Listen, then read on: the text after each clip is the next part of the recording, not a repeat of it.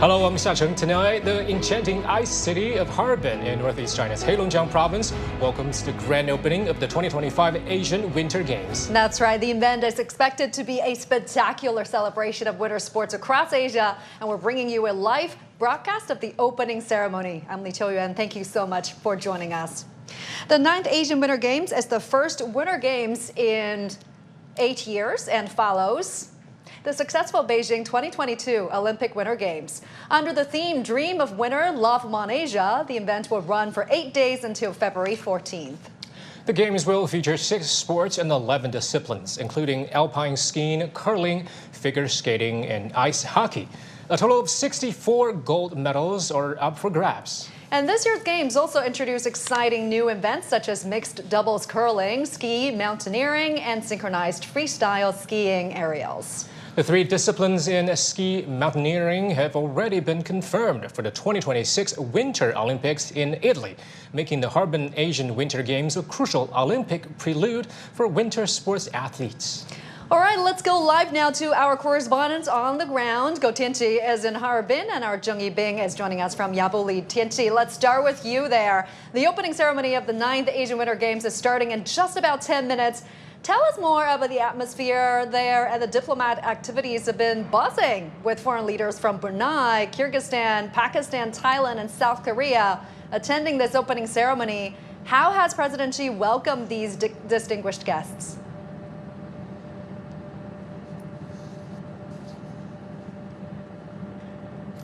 Well, you know what? Actually, it's starting to snow in Harbin, adding more of those frosty vibes. And right behind me is the Harbin International Convention, Exhibition, and Sports Center, where the grand opening ceremony of the 2025 Asian Winter Games will be held, like you said, in just about 10 minutes. Now, I just came out of the main press center where media workers from across Asia are gathered together to report on the event. And basically, the opening ceremony is what everyone's talking about. So it is highly anticipated, and it's expected to last for about 80 minutes in total, with performance lasting about 30 minutes. Now, the performance will be themed after the Games, Dream of Winter, Love Mon Asia. And it will come in 3 parts. The first part will focus on the frosty tales of Harbin, and the second part will focus on China's developments of winter sports, and the third part will emphasize on Asia as a whole. Now, another point worth noting is that both the opening and closing ceremony this year will have a sub-venue, which is at the famous Harbin Ice and Snow World. And Chinese President Xi Jinping will attend the opening ceremony and declare the Games open. Now, earlier today, President Xi and his wife, Peng Liyuan, hosted a welcome banquet in Harbin for the former foreign leaders that you mentioned, who will also attend the opening ceremony of the Games. Now, during the welcome banquet, Xi said the 9th Asia Winter Games embodies Asian people's shared aspirations for peace, prosperity, and friendship, urging common commitment to realizing these goals. Okay, thank you, Tianqi. And now over to you, Yibing. So you are in Yabuli, they're located about 190 kilometers from Harbin. It will host 32 of the 64 events at this year's Games. How has Yabuli prepared to welcome athletes and spectators for the events? Well, yes, Xiacheng. Like you said, Yabuli Ski Resort is no doubt a focus of the Asian Winter Games this time. Well, it has promoted food preparation for the Games. The first and foremost, it has prepared the highest level snow venues for those like alpine skiing, slopestyle, big jump, cross-country skiing, and half-pipe and freestyle aerials. And just like you said, one particular new venue appears for the first time, that is skiing, mountaineering.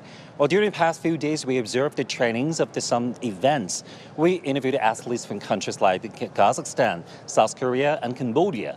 They gave thumbs up for the quality of the venues, and we met technical officials in the various departments.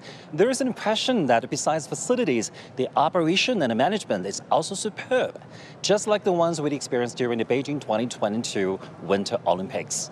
The technical official named Zhao Hongda said the food preparations for the Asian Winter Games at Yabuli began last summer, and now everyone at the resort is happy with the result. And tomorrow morning, 2 key finals will be staged at Yabuli. They are the men and women halfpipe and snowboard slope style. It is also very likely the first gold medal of the Asian Winter Games will appear at the venues here. From our side, Yabuli. is ready. Back to you. Thank you, Go Tianqi and Zheng Yibing reporting from on the ground. Many thanks. Now, Harbin's famous ice and snow world is home to a China Media Group studio, and our sports scene anchor Greg Lafredi is over there to bring us more on the Asian Winter Games from the heart of China's ice city. Greg. Thank you very much, Choyan. That's right. Xiaocheng, we are right here in the ice and snow world here in Harbin. I got to try out the slides a little bit earlier. My fellow CGTN reporter Wang Suwen is joining me in the studio today. I don't think you got to try the slides yet. I know you'll be looking forward to testing it out a little bit later. Now, we're going to have some chat later on, but first of all, I'd like to talk a bit more about these 9th Harbin Asian Winter Games. It is the largest edition ever of the Games. It is welcoming more than 1,270 athletes to Harbin. It is taking place with 34 countries and regions from across Asia. This year's Games are breaking boundaries. Cambodia is making its debut. They are fielding 4 athletes in snow events. The alpine skiing event will also feature athletes from more than 20 countries and regions, including first-time participant Saudi Arabia.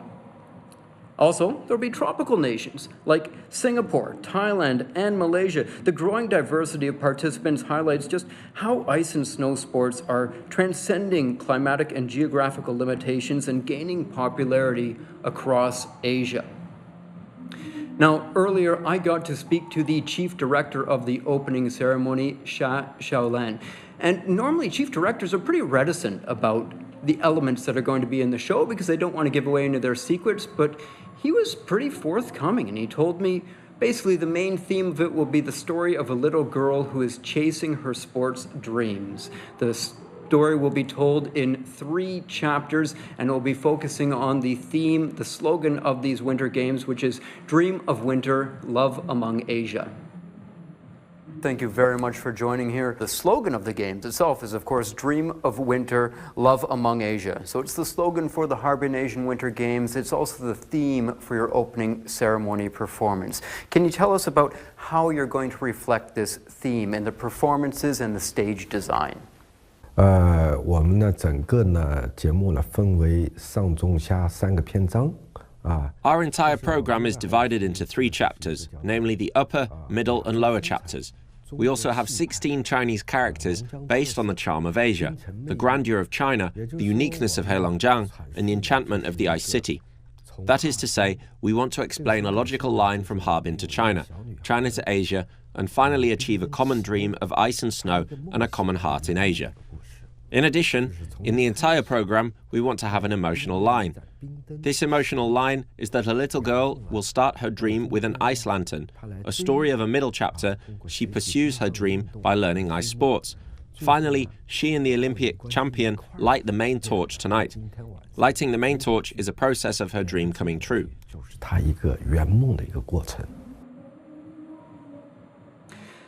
Well, there you have it. We'll hear more from Xia Xiaolan later, and of course the opening ceremony of these Winter Games is taking place very, very soon. Now, I'd like to turn to my guest. Suwen, you've been here in Harbin for about a week now, and as I recall, you're not a northerner, so how are you finding it, from the weather to all the activities going on? Thank you, Greg, for having me. Actually, I am from northeastern part of China, but Harbin has its unique style, and it's definitely like a winter wonderland. And like ice and the snow is the postcard of the city. So for anyone who is really passionate about ice and the snow, it's definitely a fantasy place to go. And so even though I'm from northeastern part of China, but my hometown is much different from Harbin. Harbin has its unique style. For example, it welcomes guests in a really polite and sincere way. And even though you walk on the Central Street, minus 20 or minus 30 degrees Celsius, you feel warm inside. And so I also tried a lot of winter activities. I heard you tried the slides already. I did. How is it? They're great. I mean, everybody out there is having so much fun, like you talked about the weather, but people are obviously dressed for it. And if you are happy and having fun, you're indulging in it. My apologies. I forgot that you are a northerner, spoken like a true northerner. You talk about just the warmth and the heat inside. So there's certainly no problems for the weather, and everybody's just having so much fun. Yeah, I also tried some of them. Like I went to the Snowman Wharf, so they offer like more than 10 snow like activities. So I tried the motorcycle, the octopus, and the tractor. Those are all the names for the activities. So I'm having a lot of fun already. And another thing you asked me about, like my feelings in Harbin, I just learned how to prepare for the real winter. Like I have to wear layers and layers, prepare the thermals, the cotton trousers. So a lot of things. Yep. And another impression is I'm feeling the city is getting ready for the game. As I heard, they have so far they have 40 daily high-speed train from Harbin to the Yabuli, and they have also offered like more than 1,000 sport event supported vehicles for the game. So that's generally like my feeling for the past few days. Well, fantastic. There is just so much going on, and here we are, right as the opening ceremony is starting in just a few minutes. We're all looking forward to that. Yeah, and I just saw your story. You interviewed the chief director of the opening ceremony. Like besides what we have already heard, is there any other takeaways? Like we're gonna have a listen. Well, he did tell a fair bit, but he didn't let on too much. Some of the things that he was most excited about were the interplay between the people, the actors who will be performing, and technology. How he's looking to mix that in. Another thing that's tough to present. It's one thing to be able to present the ice aspects of the Winter Games. It's the snow aspects. You can't very well move a hill or a mountain into these venues, or a snowboard halfpipe or something like that. So he mentioned that he's going to be using some interesting technology to give the feeling of sliding and gliding down on snow at the same time. So I'm really looking forward to seeing all these different parts. Now, Swen, I know you've interviewed a few people yourselves, including a bunch of athletes. Can you tell us a bit about them and who you're looking forward to seeing at these games? Yeah, definitely. So I've been watching TV all the morning, this morning, and it's really good news that a lot of the short track speed skaters have been qualified for the next stage. So before you get into that, we'll have to save it for the next discussion. Beijing, we'll have to hand things back to you for now, and we'll pick it up later. Thanks so much, Greg, and many thanks to Sven joining us over there in Harbin. Many thanks. Now, we've just seen energy on the ground in Harbin as the city welcomes athletes and visitors from across Asia. But beyond the games, Harbin itself is a major attraction known for its rich history, winter culture, and growing influence in global sports tourism. And joining us now to discuss this trend are Dongjun, co-founder of EI Asia Limited, and Yanqiang, founder of Score Sports. So, Mr. Dong, let me start with you first. Well, have you been to Harbin before? And of course, beyond this winter sports reputation there, what aspects of the city have stood out to you the most? Well, honestly, I've been there only for a couple of times, and I don't recall that I've been there during winter days, but very short business trips. But quite impressive city, the urban areas with some Russian or Western style of architecture. And people, well, you must be quite impressed that now there are nearly 10 million people as permanent residents of that city, which is one of the coldest cities, major cities in the world. And they must have developed their own culture to adapt to their own very unique climate. And people are very open and very, ready to embrace different cultures. So that's why, over the last few years, I mean, especially during the winter season, surrounding the Spring Festival holidays, the city has been one of the hottest spots for tourism across China. And I just gather that maybe the most recent Spring Festival holiday, Harbin welcomed more than 12 million visitors during those couple of weeks, and on the fourth day of the Chinese New Year, a record of 100,000 people. Sorry to jump in, Mr. Dong. You're now looking at Chinese President Xi Jinping making his way into the venue to warm applause. The president is now joined by foreign dignitaries and senior officials for the 2025 Asian Winter Games opening ceremony. Of course, earlier today, President Xi and First Lady Peng Liyuan hosted a welcome banquet in Harbin for the international dignitaries attending the ceremony. And this year's Asian Winter Games running from February 7th to 14th. It is the largest edition in history with over 1,200 athletes from 34 countries and regions competing for 64 gold medals. It is also the third time that China is hosting the Games and the second time Harbin has served as the host city.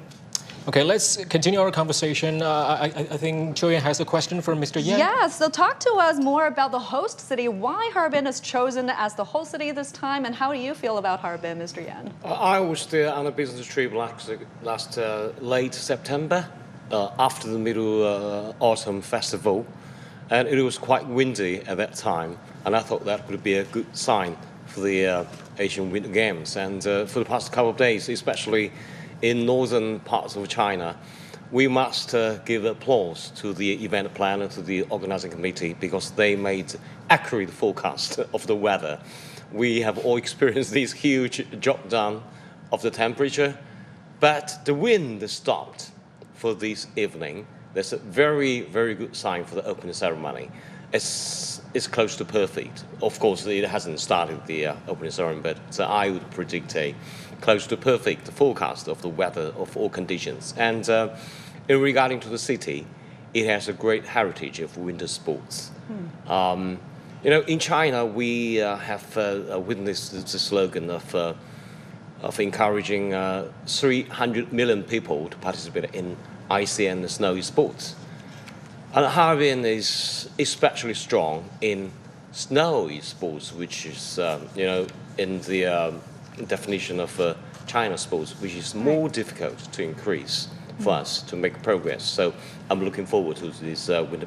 Yeah, it's becoming such a famous city for its snow festivals, for its ice sculptures. It's attracting millions and millions of visitors from around the world every year.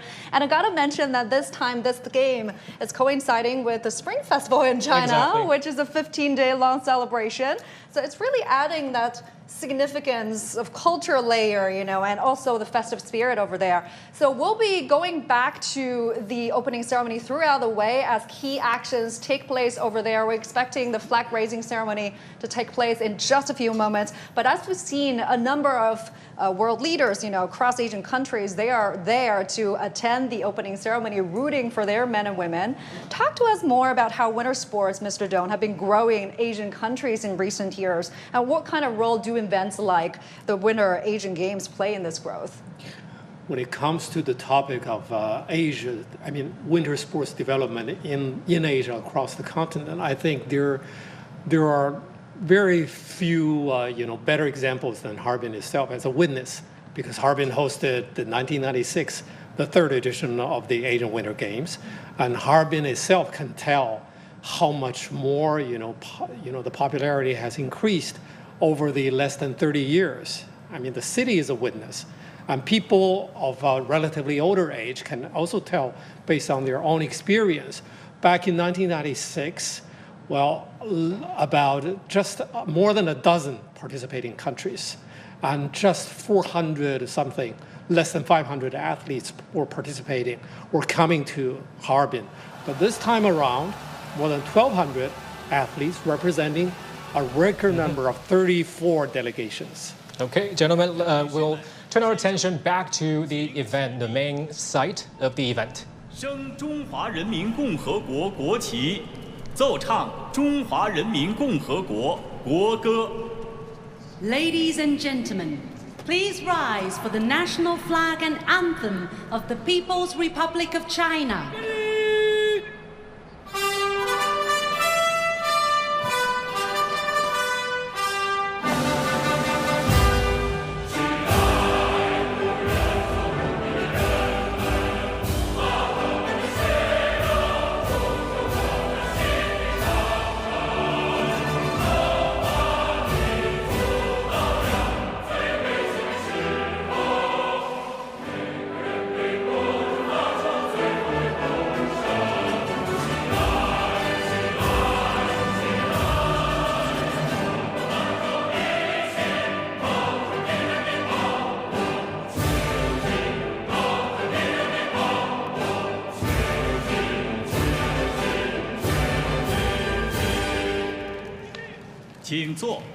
Please be seated. All right, that was the flag raising ceremony there at the main venue. This venue can fit over 48,000 people, and tonight they're welcoming over 1,200 athletes from 34 countries and regions across Asia. Talk to us more about what kind of infrastructure and training programs, Mr. Yan, the Asian countries are putting in place to help these winter sports grow over the years. Yeah, there's a great difference between the icy sport and the snowy sports, and China has been quite advanced in all those distance ice skating, but coming to snow sports, we were limited by our weather. It's colder on the same parallel to those European and American countries, so it's comparatively limited. Even comparing to Japan and the Korean, we were limited. But for the past 20 years, we've witnessed great progress on the snow sports. That makes our even stronger winter sports nation.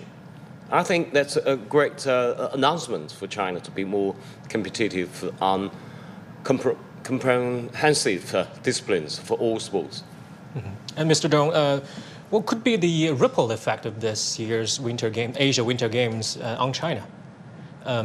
Will there be more cities to join this endeavor in winter sports promotion? Yeah, I think the event will be both across Asia as well as China. And Asia we touched upon very briefly, and we have more to add actually. But for China itself, Harbin is one of the cities. Harbin is not the only destination for winter sports lovers to travel to in northwest China and several other provinces and neighboring Heilongjiang province. They also have very rich resources and culture and also experience hosting such activities. I think the strategy now, I believe, on the mind of Chinese leadership is it can help generate enthusiasm among the younger generation, and as well as potential economic development. Boosting the market demand as a consumption of sports, as a contribution to local economy.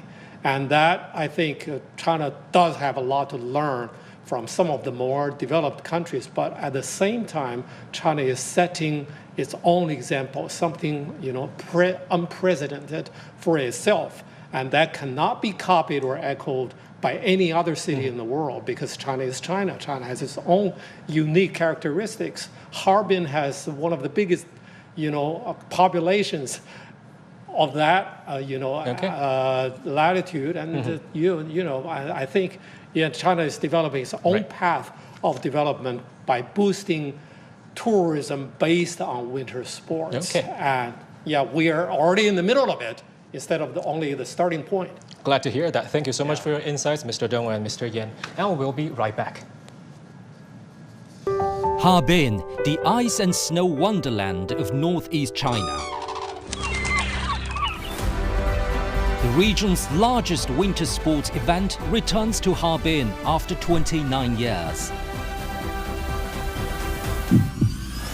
Catch the thrill, grace, strength and adrenaline rush from short track speed skating and alpine skiing to figure skating and snowboarding.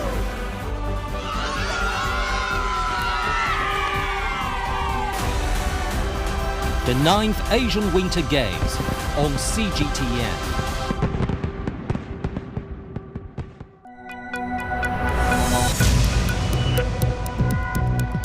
Each day, there are millions of stories. Each one can open new perspectives, new possibilities. Wherever you look, we are there to see, discover, explore. We put the pieces together to find what really matters to you, all around the world, all around the clock. Our reporters are at home across the globe.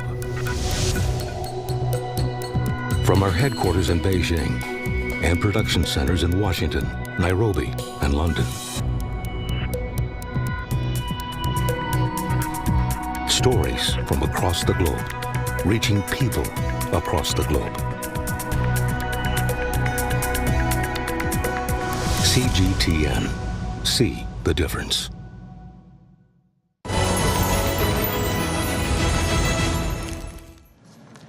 Welcome back. International Olympic Committee President Thomas Bach says that China will exceed even the highest of the expectations in hosting the Asian Winter Games in Harbin.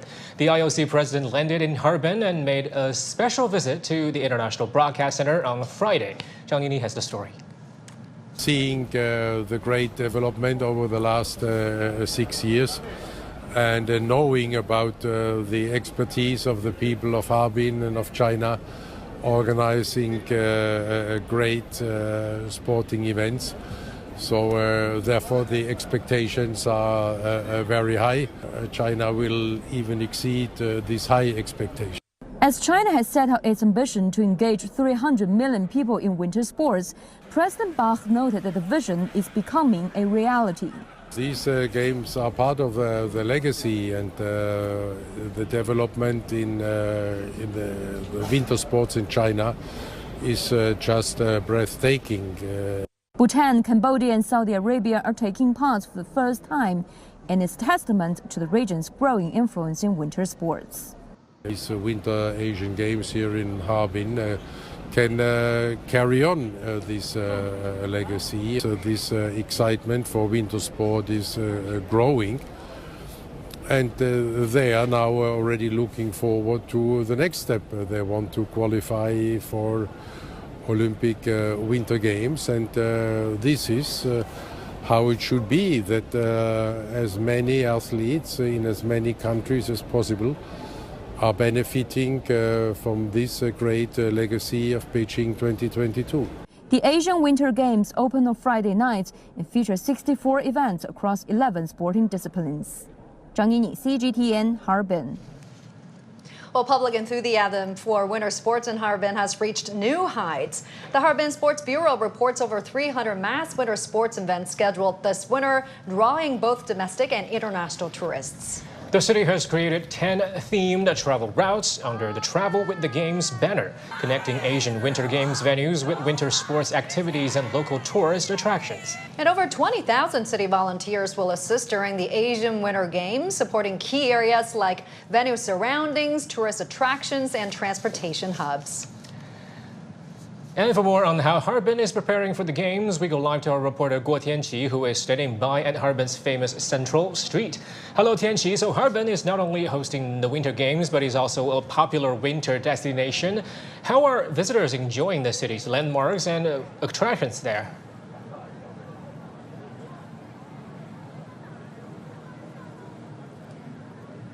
Yes, well, since last snow season, Harbin has become one of the most popular travel destinations around the country. As the open of the Asian Winter Games, it definitely attracts more and more visitors to enjoy this ice city. So since this February, the reservation of hotel rised about more than 60% compared to the same period last year. So the schedule of the Asian Winter Game also comes with the traditional Chinese Lantern Festival as well as the Valentine's Day. So the city also introduced different kind of activities to entertain and retain the tourists. For example, the famous Ice and Snow Park, Ice and Snow World, is introducing the ice sculpture of the landmark buildings of the participating countries and regions of this Asian Winter Games. And also the winter sports elements can be seen everywhere, even in the scenic spots. For example, we are here at the Central Street of Harbin, one of the must-visit scenic spots in Harbin, and it has a history of more than 100 years. And behind me, you can see there are the two cute mascot of the Asian Winter Game, Bin Bin and Nini, and everybody is trying to take a picture with these two cute Siberian tigers. It definitely attracts more people to experience the culture here. So moreover, we find that in spite of the sports, people and the visitors are getting more and more interested in the unique history and culture of the ice city Harbin. We know that 100 years ago, Harbin became metropolitan in the Far East because of the construction of the railway, and it's a mixing point of the West and the East. So many businessmen from different countries and regions have come to this central street to start their own business here. We can see that there are a lot of different century old shops and buildings here, and also they are constructed in different styles, including Byzantine, even Baroque. Also, we can find some century old restaurants here. You can find some authentic Harbin snacks, including red sausage, ice cream, and also some Russian restaurants. Well, in spite of experience the culture, you can also try some winter sports here, just nearby the central street.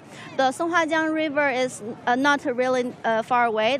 It's close. It's very close to the central street, and it has different kind of activities on the river, including the skiing, skating, and huge ice slides. So we can say that in Harbin, wherever you go, you can experience the integration of the spirit of ice and snow sports, as well as a heartwarming hospitality. Back to you. Thank you, Guo Tianqi, reporting from Harbin's famous Central Street. Yeah, as we speak, the opening ceremony of the Asian Winter Games is now taking place in Harbin, and we'll be taking live updates from the game and bringing them over to you throughout the entire show. We're expecting to see athletes parade and our performances later tonight, and I promise you it's going to be great celebration, 80 minutes of celebration of sports and culture for sure. And the Harbin Ice and Snow World is undoubtedly the hottest destination this winter for Chinese travelers.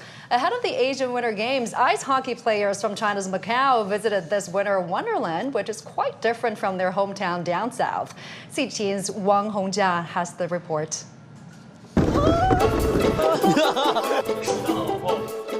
Behind me is the ruins of St. Paul's icy version. And today we will explore Harbin Ice and Snow World with the icy hockey players of Team Macau, China. Yay! To feel the thrill of Harbin, everyone starts with the 521-meter-long ice slide. Before I went on the slide, I thought it can't be better than ice hockey. But like when I went on the slide, the speed, it kind of shocked me. These are the athletes from Team Macau, China. The team, made up of office workers, teenagers, and even firefighters, trains weekly across the Greater Bay Area. They credit the Hong Kong-Zhuhai-Macau Bridge for boosting training efficiency ahead of their historic debut at the Asian Winter Games. So how's the game this time? The game? So I feel like the facilities at the Winter Games were really nice. Like really high tech, the ice was really smooth. Like for us in Macau, we haven't had a real working rink in almost 3 years.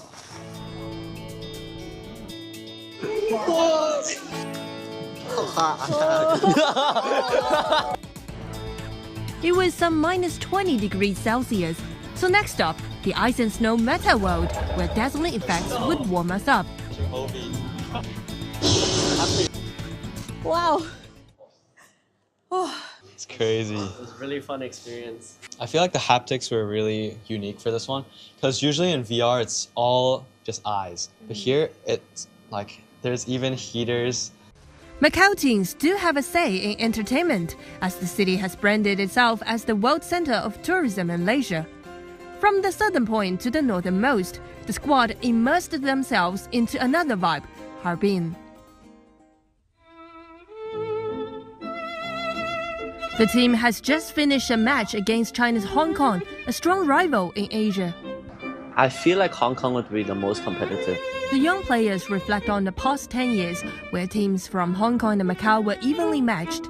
Now players are motivated to outperform each other in the coming decade. Here we are at the top. Okay. Whoa. Whoa. It's really pretty. And over there it's the Songhua River. Oh, it's so wide. 我一家在东北，松花江上啊。 It's a folk song they recently picked up in Harbin. The resilient young ice hockey players have set their sights on winning at the Asian Winter Games, but more importantly, on gaining experience from their Asian friends. Wang Hongjia, CGTN at the Ice and Snow World in Harbin.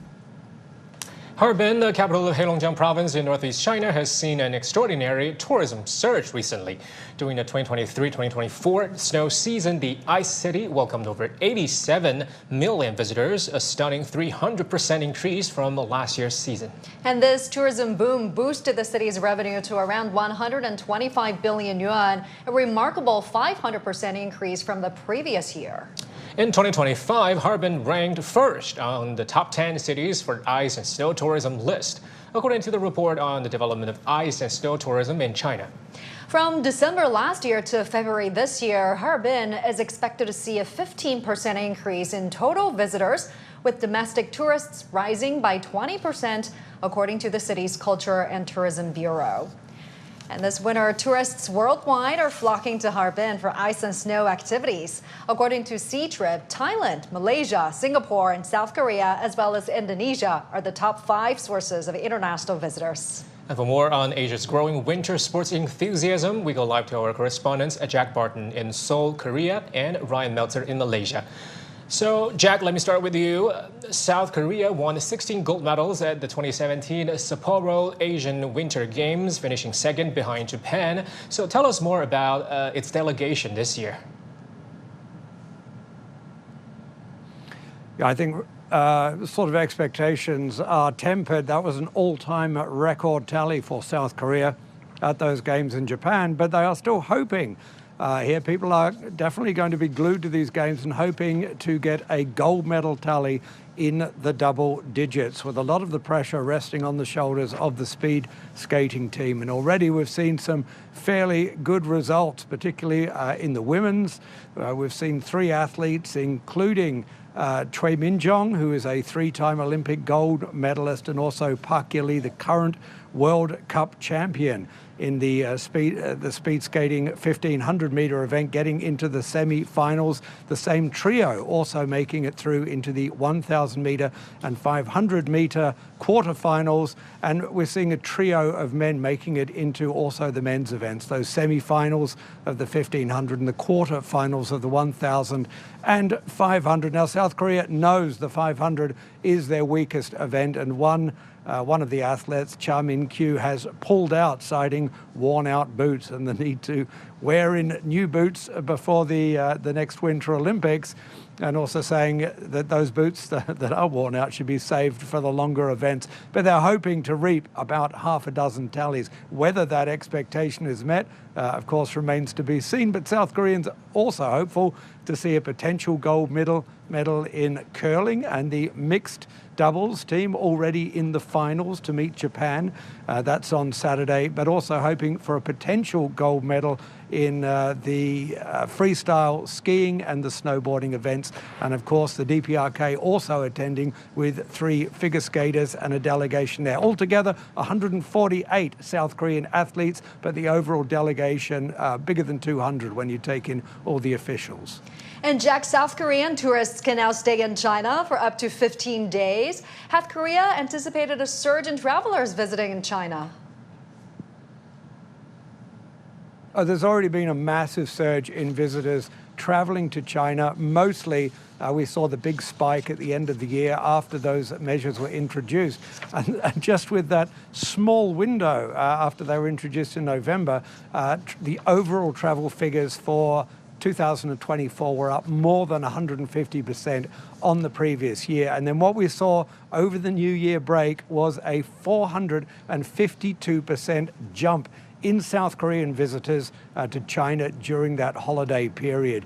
And it is estimated by many reports that 1 in 5 foreign travelers to China during that holiday period was from South Korea. And what we've seen is a very popular hashtag, go to China on Friday after work. That's ever since those visa measures were introduced. We see it on Chinese apps like Red Note and here on Naver. And we've seen more than 500,000 South Koreans posting travel pictures, vlogs and blogs, giving travel tips. So huge numbers. And we already know by the end of the year, just by the end of 2024, with that big spike, we were up to 90% of pre-pandemic figures. It is now estimated we have met and surpassed those figures. And of course, you know, really this weekend, dash over to China, destinations that were in 2 hours, Shanghai being the big top favorite, but Beijing also very popular, Chongqing, and also Harbin for the Ice Festival, and no doubt now for the Winter Games. Thank you, Jack. And Ryan, tell us more about the Malaysian athletes' preparations this year.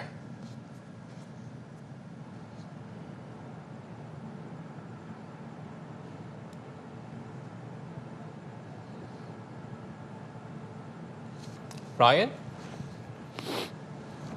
Sorry, I didn't hear the question, sorry. Yeah, so just tell us more about the preparations of Malaysian athletes this year, participating at all the events there. Yes, well, certainly Malaysia being a tropical country are certainly minnows when it comes to winter games and winter sports. The statistics I have from the Malaysian Olympic Committee are that there are just 8 athletes from Malaysia that will be heading to the games. 4 of those are figure skaters, 2 are short track speed skaters, there's 1 downhill skier and 1 cross-country skier. And to give you an idea of the kind of challenges that winter athletes face here, the cross-country skier, he has to train almost all the time on dry land using roller skates, similar to inline, roller skis rather, similar to inline skates, and then occasionally make forays to colder climbs to do training camps and so on. And it's perhaps unsurprising that most of the athletes are in fact skaters, because Malaysia does have some indoor skating rinks, including some that are Olympic-sized rinks, so unsurprisingly, so some people do get to practice in the proper conditions, figure skating, short track speed skating. There are even national ice hockey teams here as well. But let's face it, as a tropical country, it's certainly a huge challenge for people that are interested in winter sports to get involved in them, to develop their skills, to find people to compete with.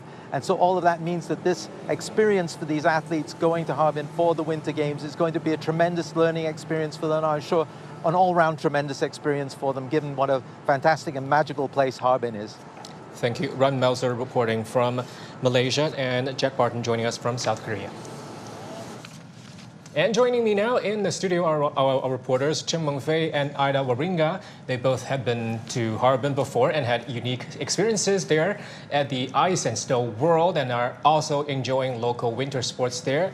So great to see you. Great to see you both. And I like your accessory here. Yes, yes, way to go to give us a flavor of Harbin. That floral print is so uniquely Harbin. I love it. I love it. So, Ida and Mengfei, you guys have been traveling to Harbin, and Mengfei, I've seen your reports. You've reported extensively on the city. How do you feel about it?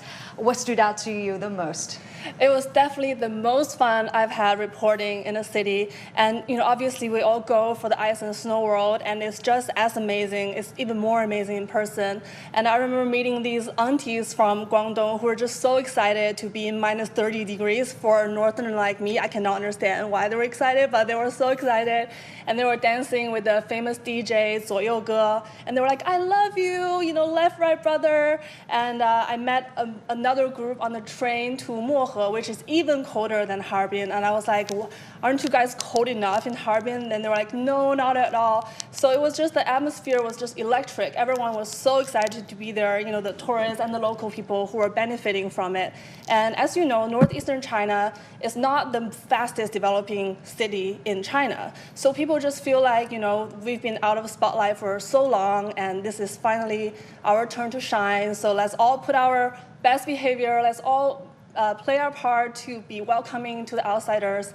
And it was just like a wonderful experience. Everyone I met there was so nice to me. And actually, I was there last year for the eve of Chinese New Year.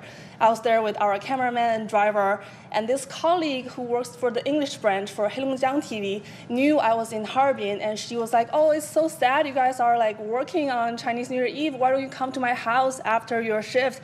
And had dinner with her and her mom.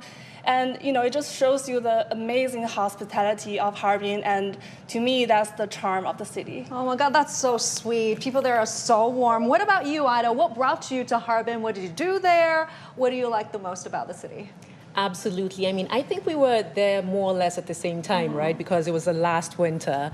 Where do I start, Chuan? It was absolutely amazing, so awe-inspiring. It was literally everywhere I looked, it was wow, absolutely incredible and amazing. So I think one of the things that stood out for me, first of all, as you've put it, the people are so warm, right? Like everyone receives you. I don't know if it's just maybe the festival atmosphere, but I would say the people there are so warm.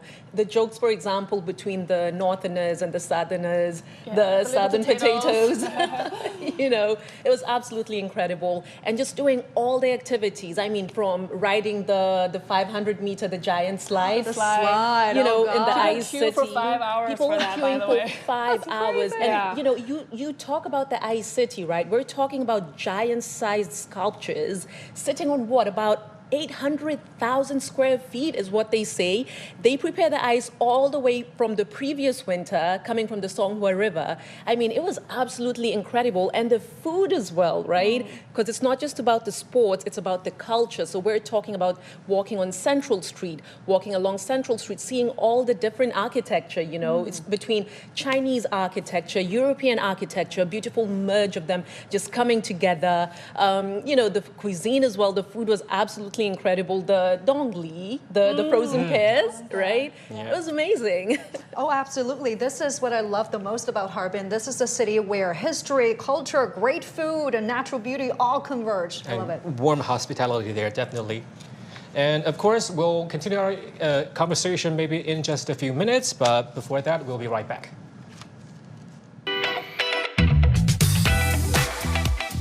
Welcome to Harbin, where dreams are forged in the shape of ice. Frozen in time. It all starts with passion. A legacy of resilience, pride, emotion. It's not just about the climb, but the effort it takes to reach the top. Through history and culture, we've all come together here. This is the Asian Winter Games, only on CGTN.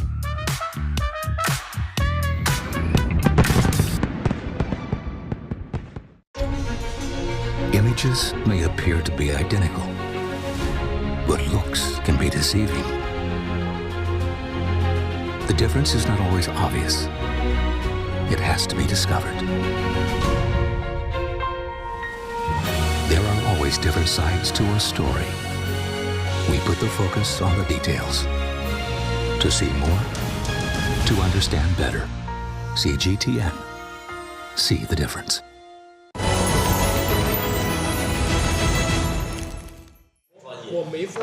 Welcome back to our special coverage of the opening ceremony of the Asian Winter Game in Harbin. And now let's go live to our correspondent to get more development of China's ice and snow economy. Our correspondent Jung Sung-woo is live for us in Chengdu. Sung-woo, great to see you there. Could you highlight some key examples of how the local ice and snow industry is driving tourism, consumption, and economic growth where you are?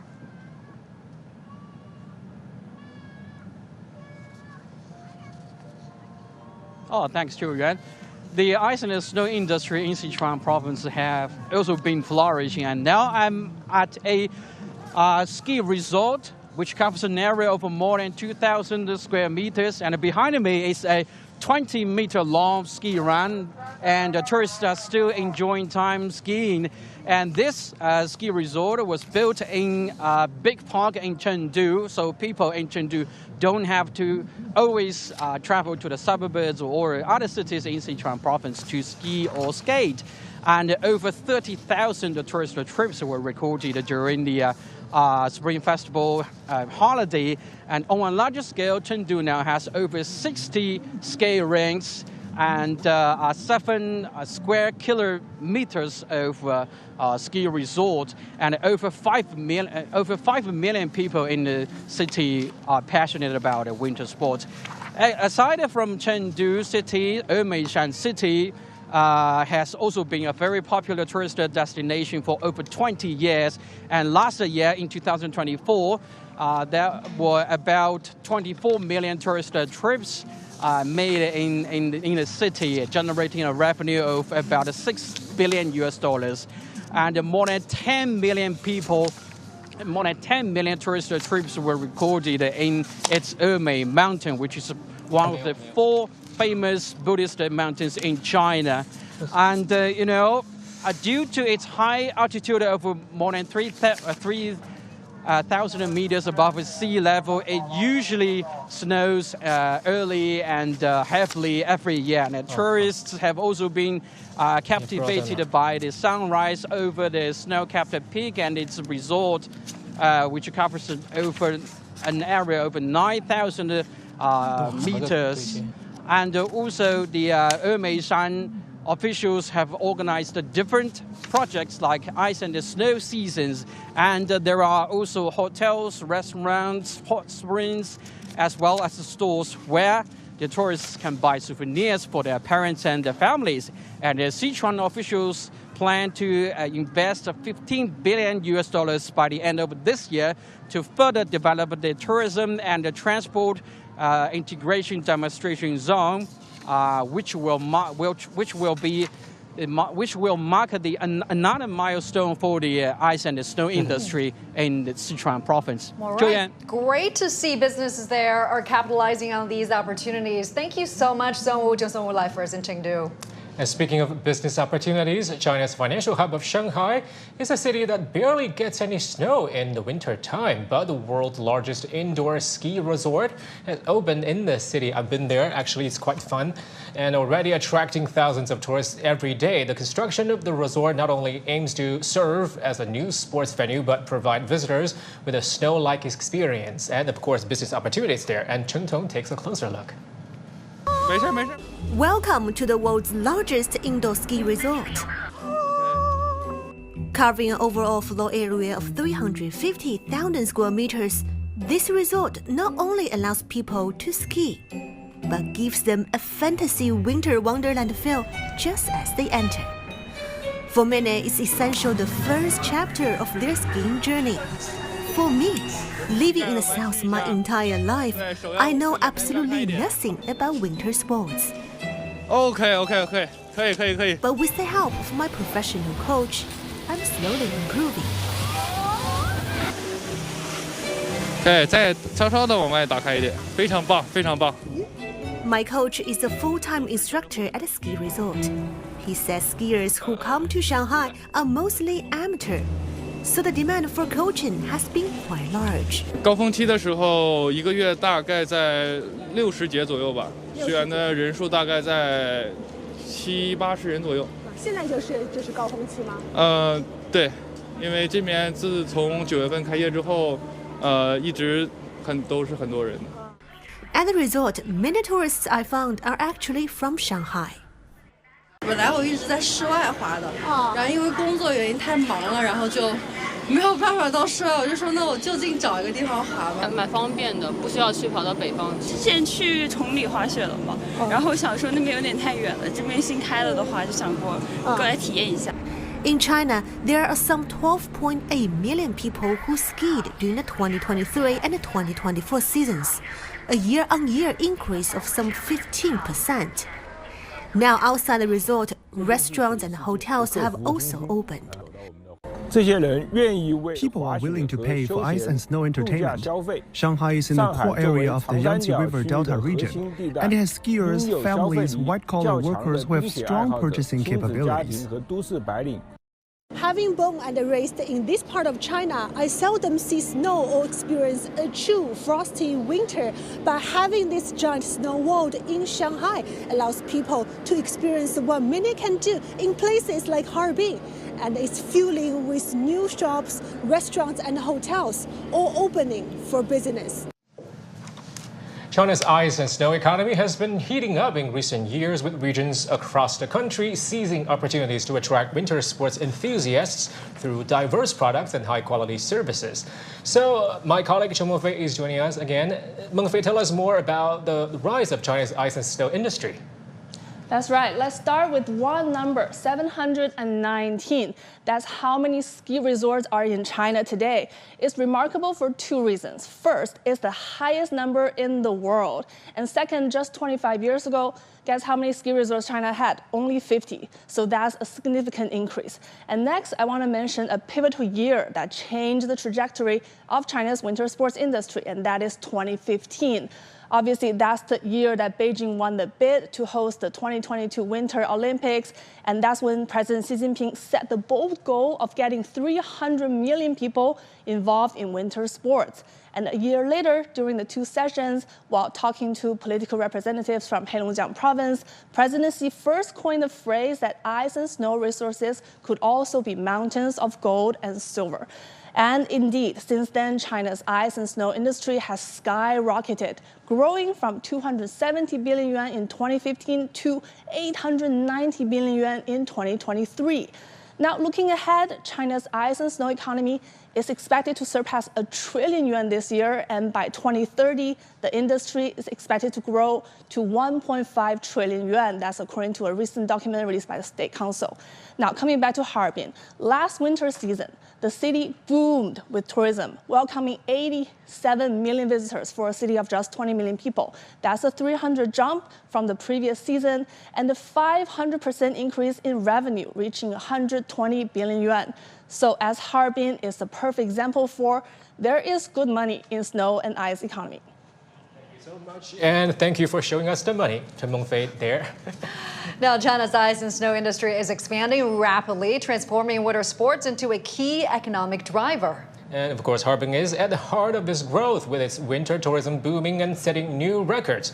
What's fueling this momentum, though, and what's next? And joining us once again to talk more about this are our guests, Mr. Dong Jun, co-founder of EI Asia Limited, and Mr. Yan Qiang, founder of Score Sports. Great to have you guys back. Thank you very much. Let me start with you, Mr. Dong. So China is now the most ski resorts in the world. Are you surprised to see this figure? Are you surprised to see this? A little bit. Maybe 2 or 3 years ago, I would be quite surprised, but now I have indeed witnessed, especially based on the numbers, statistics, yeah, very impressive. What kind of factors do you think It's indeed happening on the ground, all over China, not only in northeast China, but in Xinjiang, but in even some western or southwestern and even southern China, some provinces and cities. So now I'm not sure Sichuan whether it's south or north. Yes, I think the strategy has been set there as early as the 1990s. I was quite aware of that.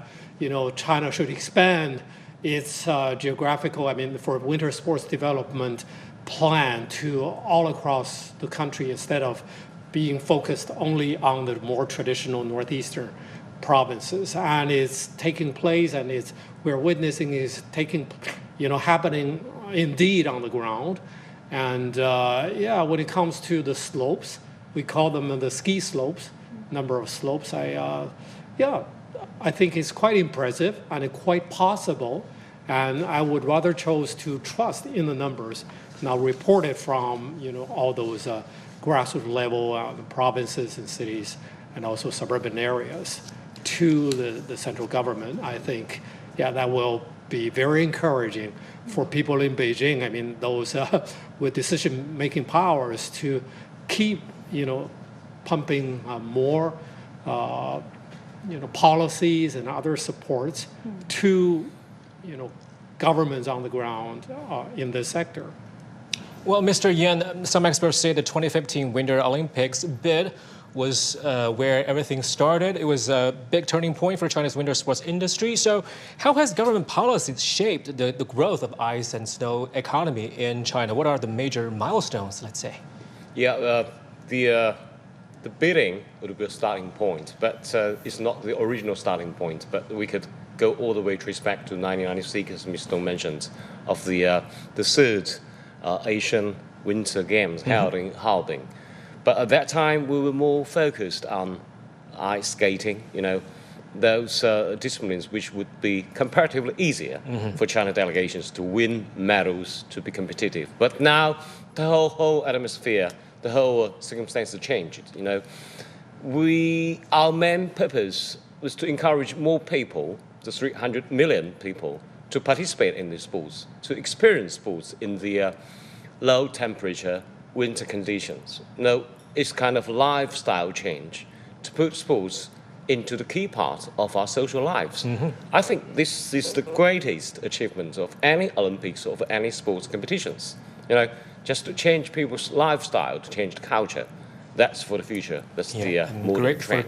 Winter consumption, of course. Very true. And for those viewers who are just joining us, you're watching our special coverage of the opening ceremony of the Asian Winter Games. And as we speak, the opening ceremony is taking place there. We're expecting President Xi Jinping to officially announce the start of the game. So when that happens, we're going to take it live to you. But speaking of the games, what sorts of events, Mr. Dong, are you most excited about to watch? Well, almost everything, because it's good for your knees. Part of the Olympic agenda is 64 gold medals, 11 disciplines of 6 sports, which is a little bit smaller than the Winter Olympic program, but quite an expansion for Asia itself compared to its past histories of the previous editions. It's expanding very, very fast, and more countries and regions are coming, if not participating, but experience and witnessing what's happening in Harbin. And then in another 4 years, Saudi Arabia, just freshly new to the Asian Winter Games, will be the host city, will be the host place of the next edition. That means that not so traditionally keen to develop winter sports like the Arab world and the Southeast Asian countries are very, very open to the idea of maybe hosting more single winter sport or multi-sport mega events like the Asian Games. And speaking of that, a number of countries are actually making their debut at this year's Winter Games. Have you noticed Saudi Arabia, is it, and Cambodia? And Cambodia. They are participating for the first time. What can we expect from that? First of all, we need to review a very famous film, Cool Runnings. So the introduction of the film is one dream, 4 Jamaicans, and 1 Winter Olympic Games. It's a fantastic film. It covers a kind of tropical nation to participate in the winter sports. And for these Harbin Asian Winter Games with the small newcomers, I'm really impressed by the interview of our China-Macau delegation. They would be participating in the ice hockey competition. Ice hockey, talking about speed, is the fastest team sport in the world, whether winter or summer. So we must try very hard to get any hold of the tickets of any ice hockey matches. That would be fantastic. And speaking of debut, mixed doubles, curling, ski mountaineering, and synchronized freestyle skiing aerials are also making their debuts at this year's Asia Winter Games. So, Mr. Dong, what are your expectations for these events? Well, that represents a very general, trend for the Olympic movement. When it comes to Summer Olympics and also Winter Olympics, I think the organizing committee and the entire sporting community is adopting this idea of trying to encourage more female athletes to participate and create more events, medal events, involving equally both men and women. So we will see more and more, so that, in 2022, Beijing already achieved that goal of setting equal opportunities for both athletes, both female and male athletes, with a little short gap. But in Paris, it's already completely, perfectly equal. And I think we're down the road and trying to create more opportunities. That's why we're seeing mixed doubles. And that will involve both male and female athletes working together as a team. And we can start from some events, some sports that doesn't take, such physically, difficulties that can be very, demanding differently for men and women. Curling is such a sport that it doesn't demand such a physical, masculine strength. It's sinking people's sport. Yeah. What about Team China? What can we expect from Team China? What seemed to be Team China's strongest customary stronghold? Yeah, I would be pay attention to our performance on the snow. On ice, we are great. We're already dominating. On the international level. But I'm more interested in snow performance. And of course, of ice hockey I mentioned before. But on snow, that will be a different story. We will witness our success in the Beijing Winter Olympics, on these YouTube performance on snow. But long distance skiing, that would be another challenge. Right. And of course, there's a bit of a discussion about how many people are participating in snowboarding versus how many people are participating in skiing. Because in China, the majority of young people are doing snowboarding rather than skiing. Snowboarding is a very posh thing, very funny and a moving thing. How can we shift this mindset, though? Of that not only snowboarding is cool, but skiing is also very cool. How can we change their mindset? The circumstances would be I think it's already changing very drastically and dramatically in China, which is phenomenal, which is not, we have seen something, a precedented experience elsewhere in the world. I think the internet has played such an influential role trying to woo young people to practice something they have never thought about. That was a saying. Get bored on snow, then you will start to ski. Right. And of course, skiing is always the OG. So I think we should encourage young people to start with skiing, and then when you can do all the tricks with your skiing, fluently, then you can switch to snowboarding because it's harder to start, I think. Yeah, that's the highest ask, but that's the most appealing and addictive sport discipline. I think the case for a Chinese city to host a mega event, multi-sport event like the Asian Winter Games or the Winter Olympics is that dramatically different from several decades ago when China first hosted the Summer Asian Games or Summer Olympics. The majority of the audience on the ground have never practiced anything like some of the sports being competed on the summer stage. But when it comes to Winter Games, and you are prepared that many of the spectators, they have their own experience practicing on snow and on the rink already as a skater or a skier. And that's something dramatically different from the past. That could add to the atmosphere points of the whole event, because you would have the kind of interactivity of the audience and the participants, the real athletes. That would create a better atmosphere of the whole event. Right. And it's a demonstration of economic development. Absolutely. If Asia is more and more ready to embrace winter sports, that also means that Asia's economic development has been on the right path. And we're about to see so many big stars across Asia, right? If you look at Team China, 6 of the Chinese delegation are already Olympic champions. So Mr. Yan earlier mentioned his expectation about Team China. He's going to watch some sports on the snow. What about you, Mr. Dong? Any particular athletes you are interested to watch? He has already put snow on his head. Well, based on historical records, we can tell that all the skating events have less, connections with economic status. And the more economically developed a nation or a city can be, and that would mean better opportunities for skiing, sports on snow. That's why Japan, over the past few decades, has been the major power in skiing in Asia. But Mr. Dong, did you dye your hair for these Winter Games? It's a perfect match for this. But gentlemen, we want to take you to Harbin now because we're hearing wars. The President of People's Republic of China, President Xi Jinping, is about to officially declare the game. 哈尔滨第9届亚洲冬季运动会开幕。 As you just heard, the Chinese president just announced the official opening of the 9th Asian Winter Games.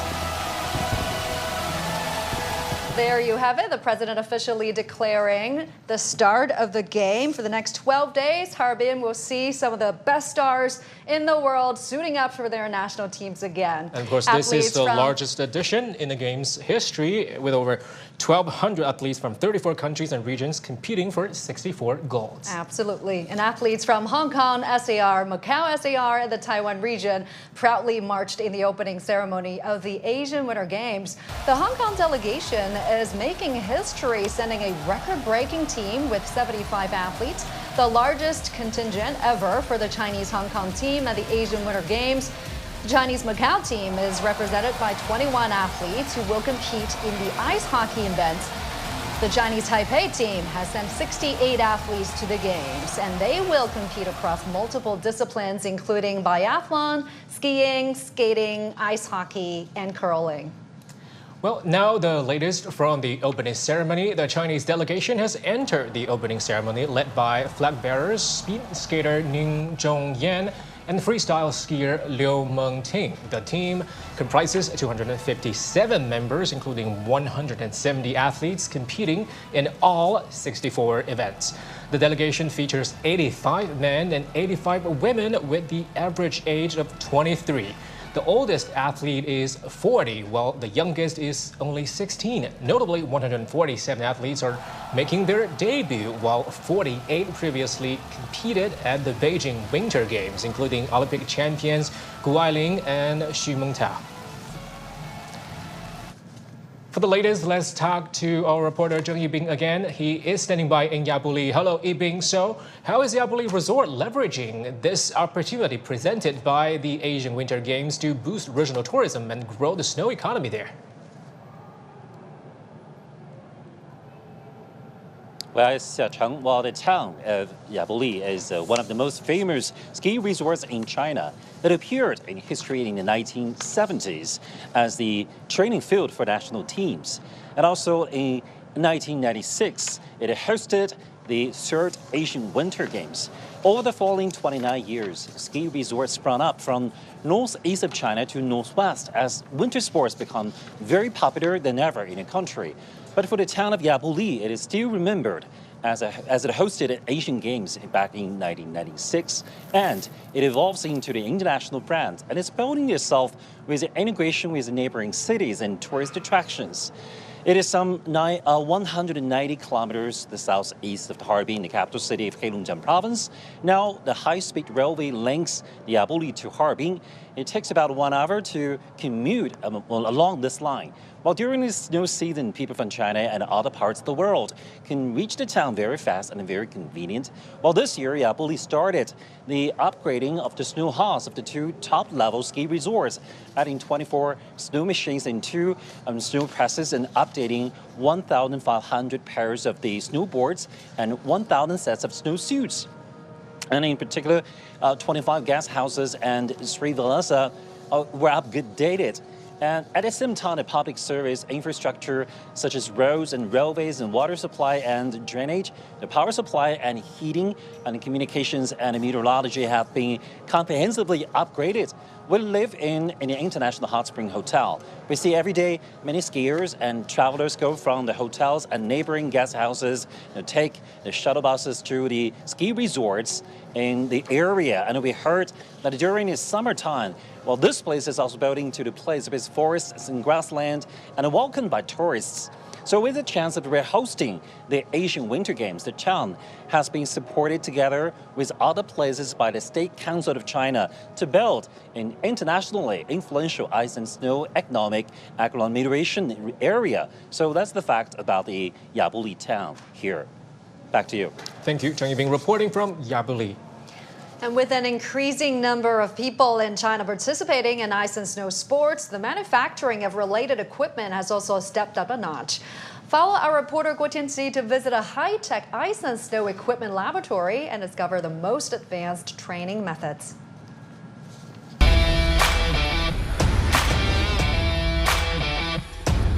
12-year-old Liu Huasen is a snowboard athlete. He's now assisting a winter sports lab in conducting a field test. 我感觉这块雪板的弹性是非常好的。 I feel that the elasticity of the snowboard is really good. I can change edges smoothly, which allows me to ski faster. This is the snowboard used by the young athlete just now, and it was developed by the Northeastern Normal University and specifically designed for teenagers. It has an internationally renowned design, but the price tag is only 1/3 of other reputable brands. 从它的转弯半径、它的强度、它的硬度。 Our lab has accumulated data for over 10 years and conducted hundreds of experiments to produce the snowboard. Its turning radius, strength, and toughness are all developed and crafted in line with the growth patterns of teenagers. To make the snowboard more suitable for the athlete, Professor Liu took the young athlete to the laboratory for further testing. You have a bit of flat feet and valgus feet. Flat feet and valgus feet may make ski athletes more prone to fatigue and injury. However, it's not a problem. Athletes can improve through training, and the laboratory will also customize a pair of 3D printed ski insoles for them based on their foot data and measurements. 我们是通过对于被试者的足底的结构性扫描。 We conduct a structural scan of the athlete's feet, build a model of the sole, and adjust it according to different events and requirements. 这个鞋垫跟我自身的脚更加的贴合。 I think this insole fits my feet very well. I feel more stable when skiing and can change edges even faster. In addition, the laboratory can collect a series of athletes' movement data to evaluate their athletic ability and competitive status. This includes speed skating, snowboarding, and more. 我们现在已经收集到了近10年。 世界上优秀运动员的 We have collected data from more than 3,000 competitions and over 1,000 athletes in the past decade. We analyze these data through AI algorithms and then design our equipment based on their real needs. Professor Liu mentioned that currently 80% of the skiing equipment market in China is dominated by foreign brands. As these products with independent intellectual property rights gradually enter the market, he hopes that in the future, Chinese athletes can all use domestically produced snowboards to compete on the international stage. 国天气 CGTN 长春吉林 Province. For more on the development of winter sports equipment in China, let's turn to our reporter Wang Tianyu in the studio. Hello, Tianyu. Tell us more. Thank you, Cheng. So China's overall ice and snow industry has been rapidly growing in the past decade. This is undeniable. And according to a research report, the value of this sector surged from 270 billion yuan, or about $43.6 billion in 2015, to 970 billion yuan in 2024. And this year is expected to reach 1 trillion yuan. And this growth has been primarily driven by the popularity of ice and snow sports and the rise of its related tourism. And also Beijing's holding of 2022 Winter Olympics contributed to the interest in such sports, while another key factor was China's goal of engaging 300 million people in winter sports, like Mo Fei just explained, which is achieved in early 2024. And that number is expected to exceed 400 million this year. And with the increasing interest and participation in winter sports comes a significant rise in the demand for high-quality gear and equipment. Data from the Ministry of Industry and Information Technology shows the number of ice and snow equipment manufacturing companies tripled from about 300 in 2015 to around 900 in 2023. And sales revenue grew from less than 5 billion yuan to 22 billion yuan, or over $3 billion. And technology is helping to transform winter sports gear and meet the demand for high-quality products. Innovations such as carbon fiber and smart textiles are making equipment lighter, stronger, and more comfortable, like the previous reports just showed. For example, the carbon fiber materials are now being used in ski boards and snowmobiles to reduce the weight and increasing durability. And AI-designed ski gear is revolutionizing the customization for athletes. And Chinese sports equipment companies are making great strides in the market. Domestic brands such as Anta and Torrid have ramped up their product development and are gaining more market share. And thanks to winter sports popularity, new technology, and domestic brands, China is becoming a major force in the world of winter sports gear. Back to you, Xiaoche. Thank you, Wang Tianyu there. Thank you for the data there. Now, for more on the development of winter sports across Asia, we can go live to Sarah Lewis, former Secretary General of the International Ski Federation and Senior Strategic Advisor for the China Ski Association. Such a great pleasure to have you on, Ms. Lewis. How do you see the growing ice and snow economy inject new vitality into China's economy? Good evening. Well, major events like the Asian Winter Games in Harbin are certainly providing an excellent showcase for winter sports, actually, across China. And thanks to the excellent infrastructure that was developed as a result of the Beijing 2022 Games, the north of the country, Harbin, for example, is so accessible now to everybody.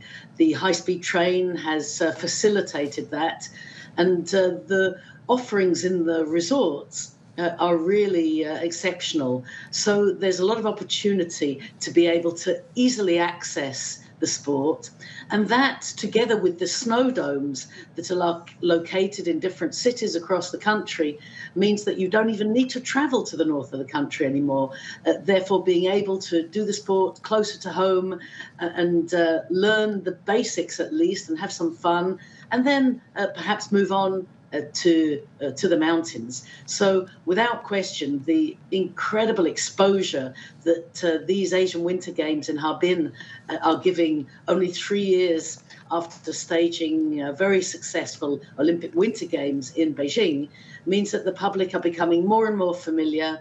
The stars are becoming names in people's household, and hopefully they will be role models for youngsters who want to take part in winter sports.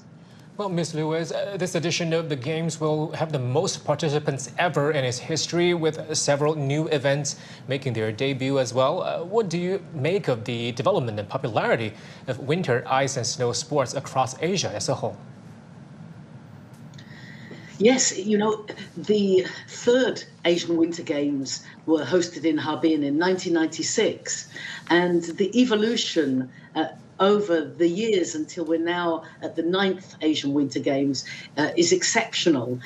You know, they've developed out of recognition with much more youth-focused events, both in freestyle ski, free ski, and snowboard, which weren't part of the Games back then, with all of the events that are now taking place, and of course with many more nations across the Asian region participating. And there have been major advancements in training techniques, in sports science, equipment, and the technology to even support things like the judging.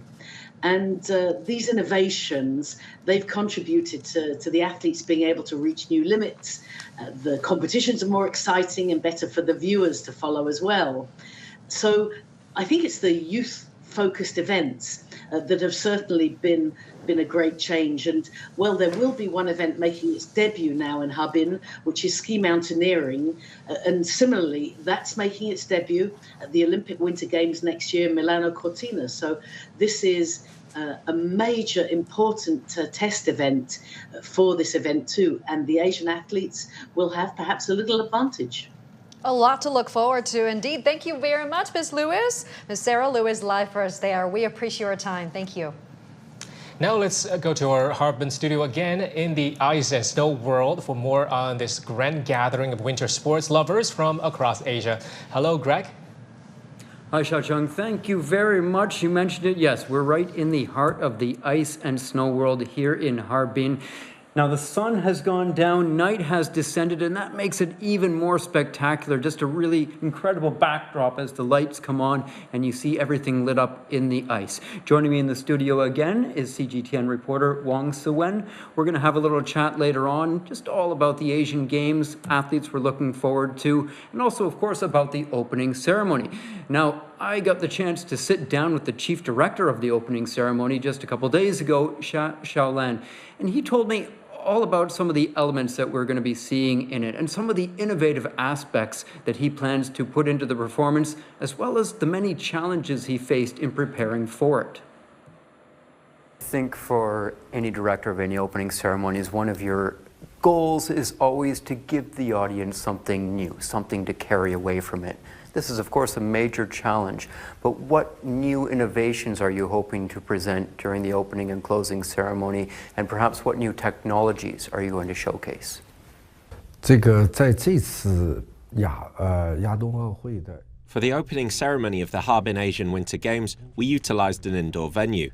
The venue was initially a conference center, then we converted for this purpose.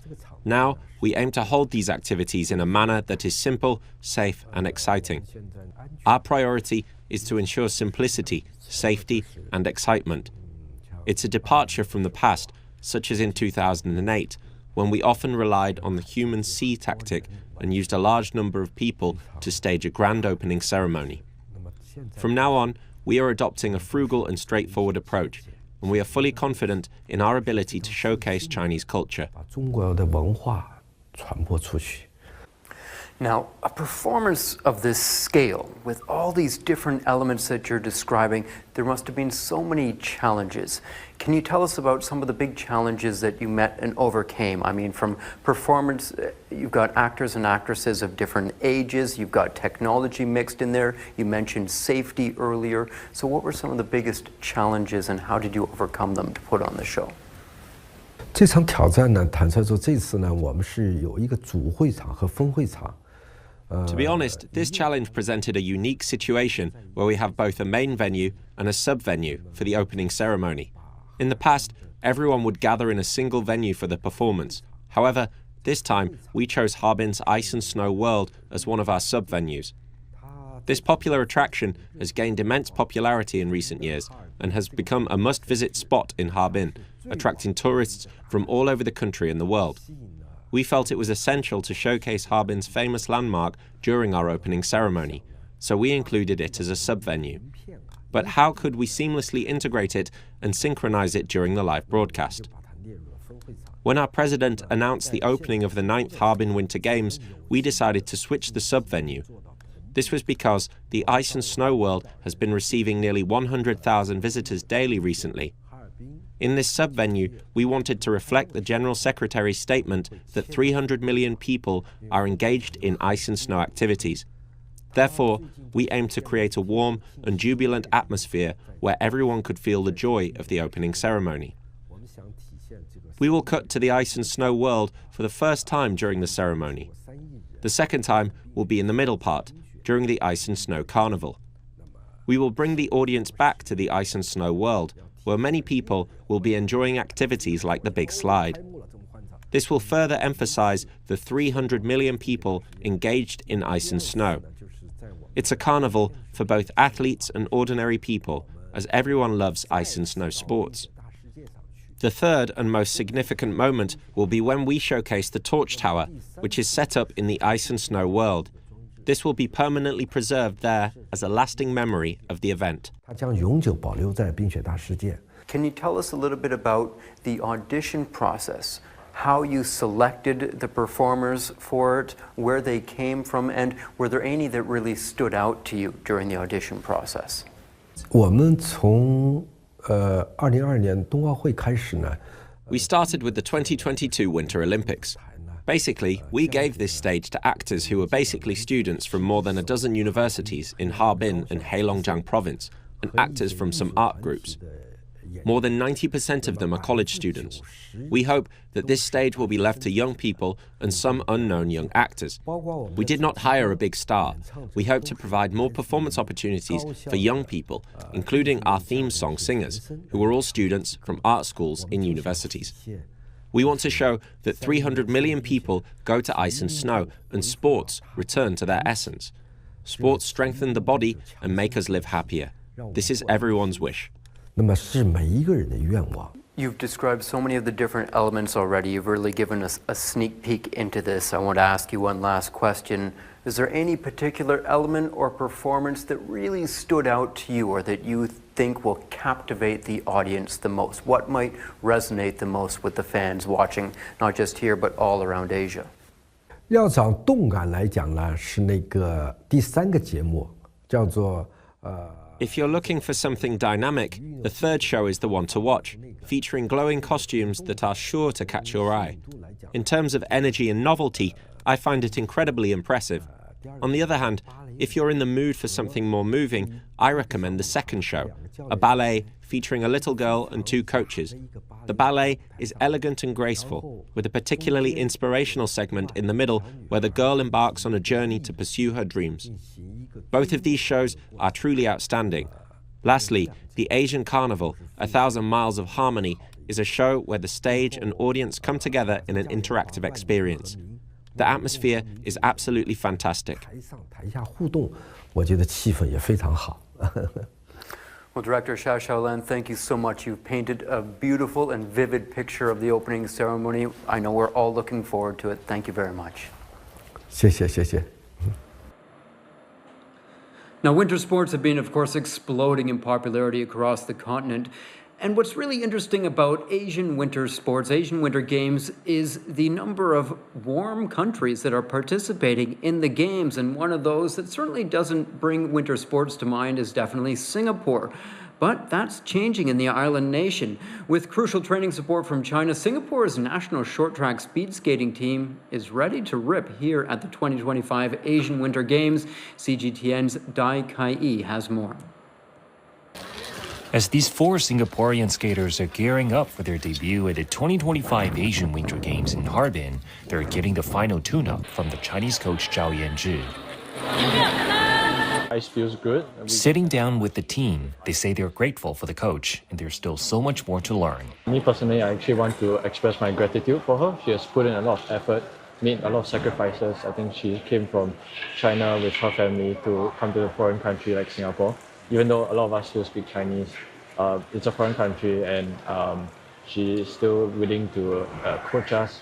Coach Zhao is a very knowledgeable and dedicated coach, and we have learned so much and grown under her a lot. China is like a powerhouse in this sport, so we still have so much to learn under her. Coach Zhao says training winter athletes in a tropical country like Singapore isn't easy, with limited facilities and athletes balancing their studies, but their dedication and progress speak for themselves. When I first arrived, they already had a solid foundation. My role was to refine their basics and build up their strengths. Over the past 6 years, they worked hard and improved tremendously. I wanted to support them as the country's winter sports have been steadily growing. I happened to join them at a key stage. The athletes' performances have really surprised me in a good way. Ice skating associations between China and Singapore have forged a close partnership, with China sending experienced coaches to help develop talent.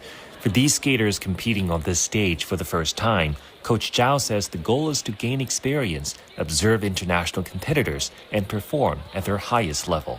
We signed an agreement with China to promote short track and to develop our athletes, coaches, and officials under China's mentorship. And Coach Zhao Yanzhi was recommended through this agreement to Singapore. Our team has actually clocked new personal bests, new national records under her guidance. And we must say that it's thanks to the guidance and mentorship of China through our partnership. A partnership lasting over a decade and still providing fresh momentum to help the team grow further. I can do my best and contribute to the team and make my country proud. Yeah. I think it'll be good if we can get some good positions. And I think it'll be good if our efforts would be able to show in our results. Yeah, I think ultimately this would be a good experience and exposure for all of us. For a country with no natural ice, competing in winter sports comes with its challenges. But Singapore skaters are proving that passion and preparation can go a long way. With guidance from China's experienced coaches, they're now ready to take on Asia's best. Dai Kai-yi, CGTN, Harbin. Well, there's one of the many teams and athletes we'll get to watch out for. Short track speed skating, of course, one of the most exciting events that will be on display here at the Harbin Asian Winter Games. I'm joined in the studio again by Wang Suwen. Suwen, I know you like your short track, and I know you've also talked to a bunch of athletes before these games. What events or athletes are you particularly looking forward to watch?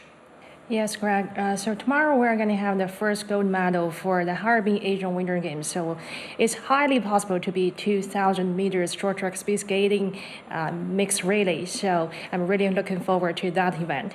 And talking about athletes, so definitely I want to mention Fan Kexing. I'm a big fan of her.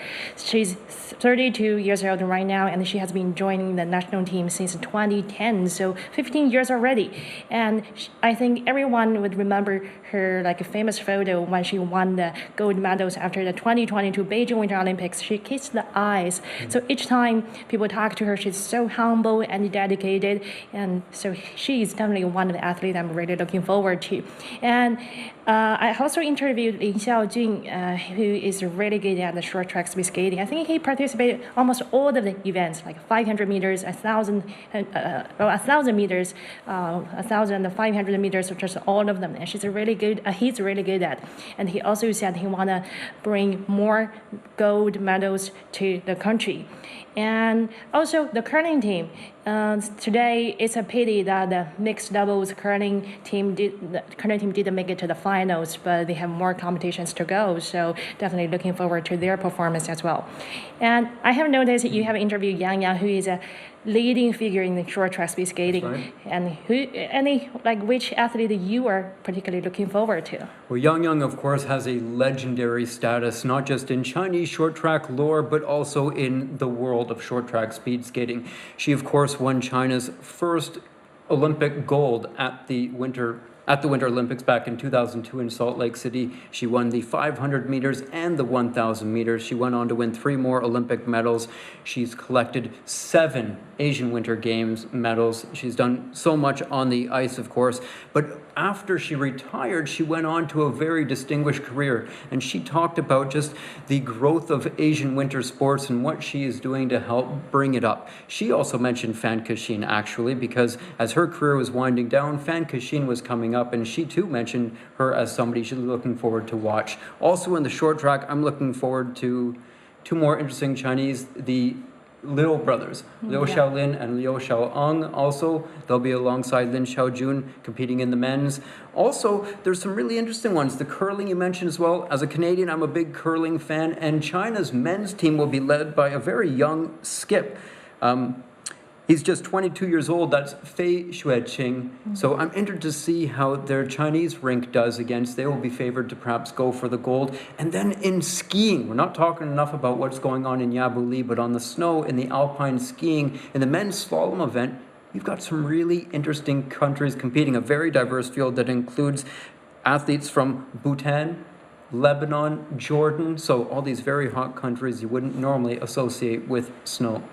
And you just remind me, like on the opening ceremony, we saw some countries participate in the Asian Winter Games for the very first time. For example, Saudi Arabia, Cambodia. And we also saw countries like only have 1 athlete, for example, Vietnam's Mr. Lap, who will compete for the short track speed skating. So sport has no boundaries. And you have interviewed many athletes, and have you find any stories that the athletes develop a relationship with each other, like with their fellow competitors? Well, so many. I mean, there's an old saying that it's lonely at the top. And for the top athletes in the world, they're traveling around the world together, they're competing together, but they're also, like here, they're staying in the athletes' village together, so they get the chance to meet and talk to each other. And for people from different backgrounds with uncommon languages, sport transcends that. So you don't need to talk. You let your talking be done on the ice, whatever, as competitors, and you gain a tremendous respect for each other. Yang Yang talked about that, about relationships she had with Canadian skaters when she was competing. Han Song and Cui Wenjing, when the pairs figure skaters who won gold at the 2022 Beijing Winter Olympics, after they narrowly pipped the Russian skaters to win that gold. Cui Wenjing after talked about the Russian competitors as not just competitors, but also as friends, because they've been going back and forth for the last decade together. So there's so many wonderful stories, not to mention these athletes from diverse backgrounds that get to come here, meet and exchange stories with their fellow competitors. So there's just so much. But one of the other things that a lot of these foreign athletes are looking forward to here in Harbin is the food. They're out to see the sights, they're enjoying the winter, but the food. So tell us some things that they can look forward to, and perhaps something that I should be trying. Well, there are a lot of things you should try here, and I think one of the most famous one, like the signature for the northeastern part of China, is the dried pork. It's called dried pork in scoop. So it's like outside is inside is tender, but outside is crispy and sweet and sour sauce on it. So you should really try it. And there's also it's called World dried pork contacts, and it is from Jilin, another northeastern part of the city, and that's one of the signature. And there's also frozen pear, modern ice cream, and what else? Candied hawthorn. So many things we really should try, it's here, in Harbin. Fantastic. So although I'm not sure if I want ice cream in this cold weather, but I definitely noticed the locals eating that, and as you mentioned, the frozen pear. So we got so much to look forward to and enjoy, but for now, Beijing, it is back to you. Zhou Yan and Xiaqiang, take it over. Thank you so Thank you, much, Greg. You know what? I'm right there with Suwon. I'm such a fan of short track speed skating. I just love the intensity, the speed. We're going to see some of the fastest skater there. You know, all the tight turns and the strategic overtaking maneuvers. I'm such a fan. Great to have both of you there. Thank you, Greg. Many thanks. And we want to give you a latest update from the opening ceremony. This happened a little earlier over there in Harbin. 6 Chinese athletes have carried the flag of the Olympic Council of Asia into the venue. And the flag was raised next to the Chinese national flag. The 9th Asian Winter Games in Harbin is making history as the largest of its kind ever. Over 1,270 athletes from 34 countries and regions across Asia are set to take part. And for more on the economic significance of China's northeastern region, let's bring back our reporter Wang Tianyu. Hello, Tianyu. Well, Xiacheng, so first of all, let me describe what Northeast China covers. It's made up of Liaoning, Jilin, and Heilongjiang provinces and parts of the Inner Mongolia region. And this area plays a crucial role in China's economy, especially in agriculture, industry, and trade. And Northeast China is often referred to as the nation's Green Bowl. The region accounts for over 20% of China's total arable land and produces 1/5 of the country's grain. And these fertile lands are known for their black soil, which is ideal for growing crops like corn, soybeans, and rice. And this agricultural strength ensures China's food security. And the region is increasingly becoming an international trade hub also. In 2024, its import-export value exceeded 1.2 trillion yuan, or $175 billion, with exports rising by over 8% compared to a year ago. And this rapid growth highlights the Northeast's expanding global significance. And it's also a powerhouse in manufacturing, particularly in sectors like machinery, steel, and aerospace. Companies like Harbin Electric, Angang Steel, and car manufacturer FAO Group are leading technological innovations. Their intelligent factory boosts industrial efficiency. And now we come to the ice and snow economy. The sector has emerged in recent years as a major growth area. Winter tourism is booming in Northeast China, with Heilongjiang province alone attracting over 26 million visitors during this year's Spring Festival holiday. And that is an increase of more than 18% year on year. And tourist spending has also risen nearly 24% to over 33 billion yuan.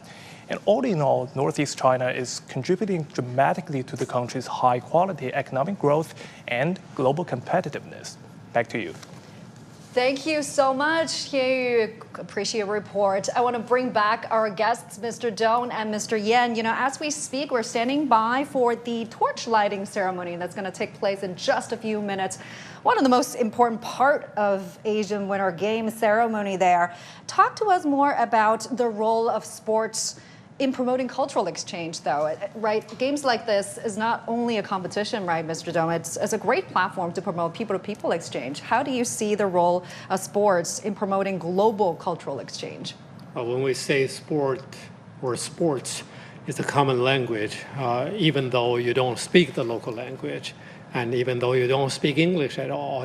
But once you practice and you are already a representative of the country in one particular sport, you engage in communications, exchanges, largely based on the common rules of the sport that you practice and you engage in and compete in.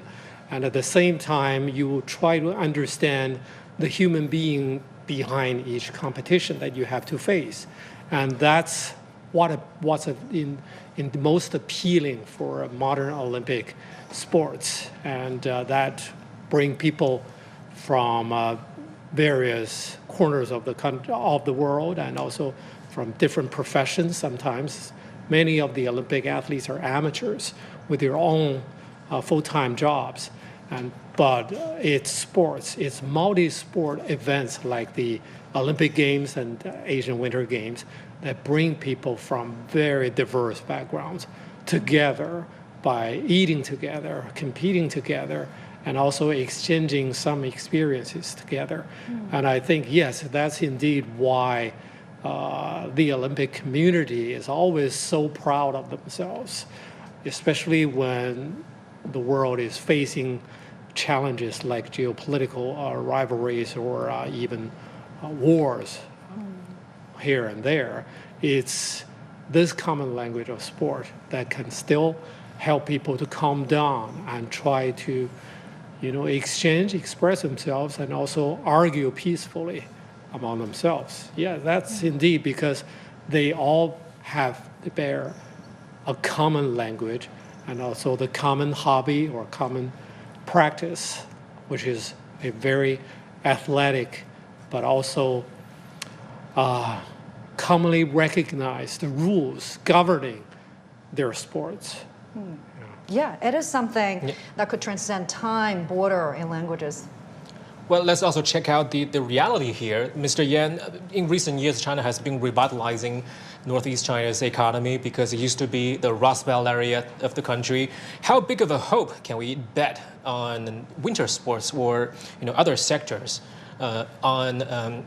when it comes to revitalizing the economy there?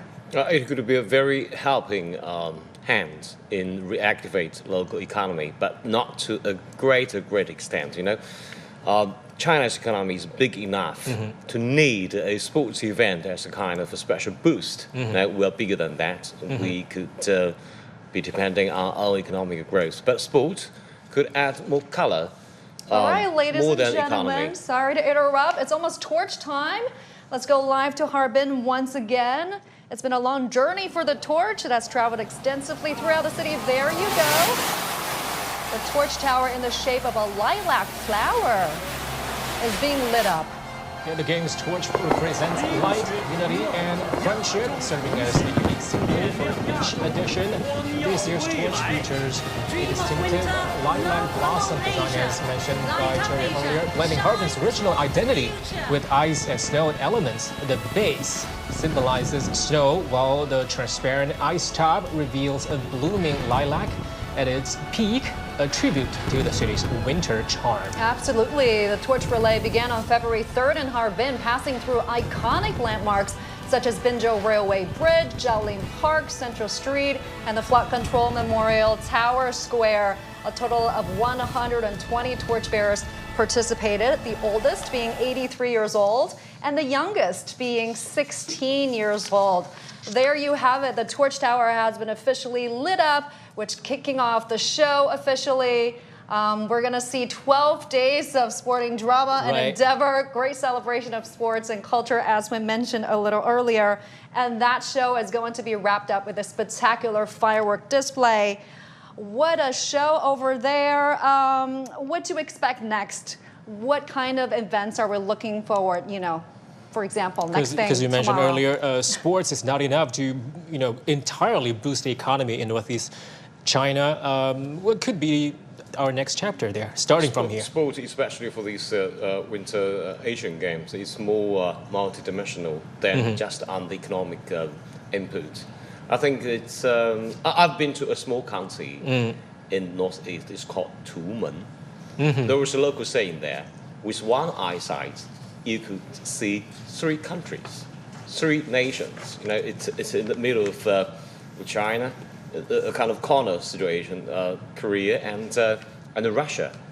I mean, in the era of canceling culture and boycotting, dialogue, communication, and especially teamwork would be vital for us to reactivate our whole social activities. And the sports event would be a very good additional point that we can gain from our get-together experience.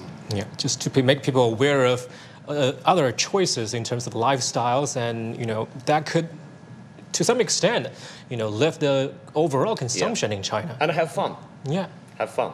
And being an eco-friendly sporting event is one of the aims here. The organizers, they are doing a lot to ensure that this is a green event.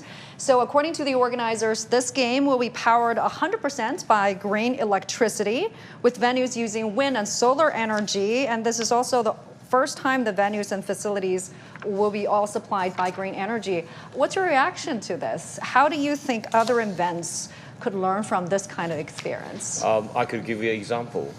I tried to drive an e-car powered by electricity in -10 degree in northeast in Harbin once.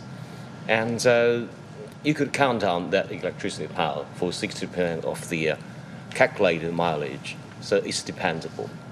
It's our technology backs up our modern life on that area. And these Winter Asian Games will be a good showpiece for all this technology and new lifestyle. And the game, they're utilizing all the EVs, electric vehicles, to transport staffs, athletes, which is a great innovation there. Thank you. Stay with us. We have more to go. CGTN Digital has produced an exciting series of shows to celebrate the 9th Asian Winter Games, from the faces to explore Harbin through MBTI and build a snowman for Harbin Challenge.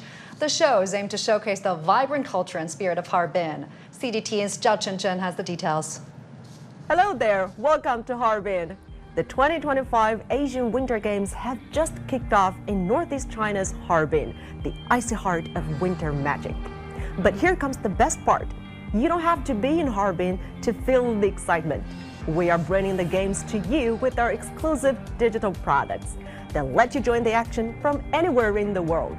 Or you can try skiing like me in the world of artificial intelligence. Ice and snow are as valuable as gold and silver. This is Chinese President Xi Jinping's philosophy on hosting large-scale sports events. Hosting these games drives the growth of sports industries and the ice and snow economy of China, just like we did 3 years ago during the Winter Olympic Games. But now we want to take it to new heights, scaling up to influence even more cities. Look, there's so many snowmen around me. Now I can't wait to tell you that you should join our Build a Snowman for Harbin challenge. Whether you're in Harbin or halfway across the world, grab some snow and some craft supplies and just show us your creativity. Now remember to share your snowman on social media platforms and tag us, and you could be featured on our global showcase. Let's make it the snowiest and the most fun Asian Winter Games ever. Now come indoors and warm up with some deep dives into the games. Our Winter Passion Season series has you covered. From quick trivia about the sports to the numerous outstanding statistics and cool visuals, we have it all. Or maybe just relax and enjoy our live view of Harbin's iconic spots. Perfect for a coffee break. Whether you're a sports fan or just love winter, there is something for everyone here. Now, don't forget to check out my Winter Stories series, because winter isn't just about snow, it's about the stories we create.